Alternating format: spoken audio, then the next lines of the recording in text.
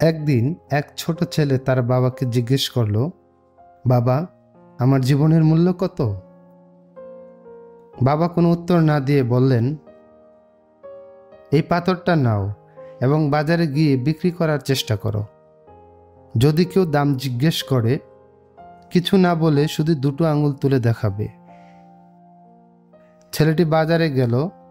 একজন মহিলা এসে বলল, এই পাথরের দাম কত? আমি এটা আমার বাগানে দিতে চাই। ছেলেটি কিছু না বলে দুটি আঙুল তুলল।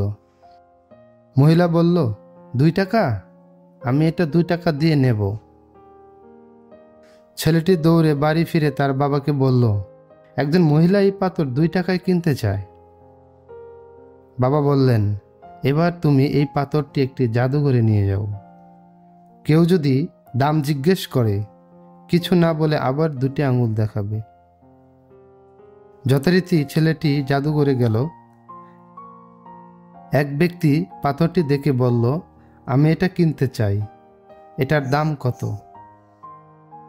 ছেলেটি কিছু না বলে দুটি আঙুল দেখালো। লোকটি বলল, 200 টাকা? আমি এটা 200 টাকা দিয়েই নেব। ছেলেটি অবাক হয়ে দৌড়ে বাড়ি ফিরে বলল, বাবা, এক লোক এই পাথর 200 টাকায় কিনতে চায়।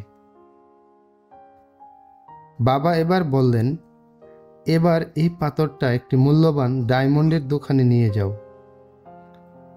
দোকানের মালিককে এটা দেখাও, কিন্তু কিছু বলো না।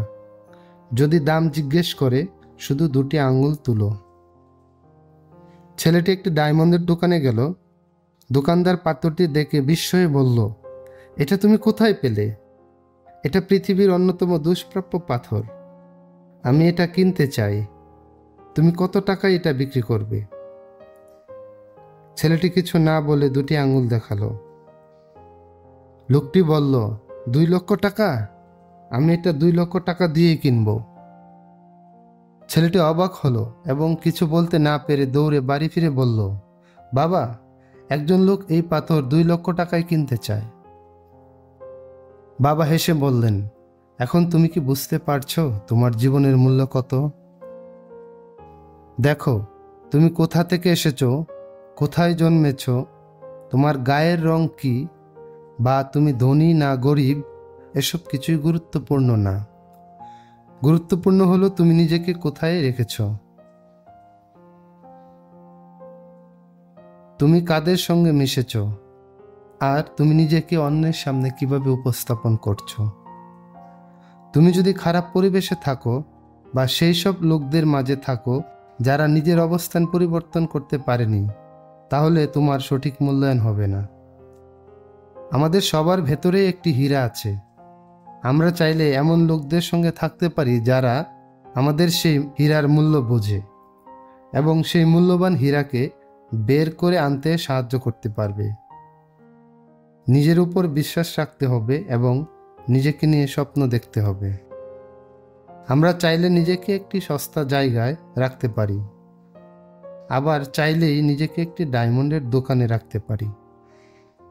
তোমাকে বেছে নিতে হবে তুমি কাদের সঙ্গে চলবে, যারা তোমাকে মূল্যায়ন করতে পারবে না তাদের সাথে, নাকি যারা তোমাকে মূল্যায়ন করবে তাদের সাথে। যেমন তুমি যদি কিছু খারাপ লোকদের সাথে চলাফেরা করো, তাহলে লোকজন তোমাকেও খারাপ হিসেবেই মূল্যায়ন করবে।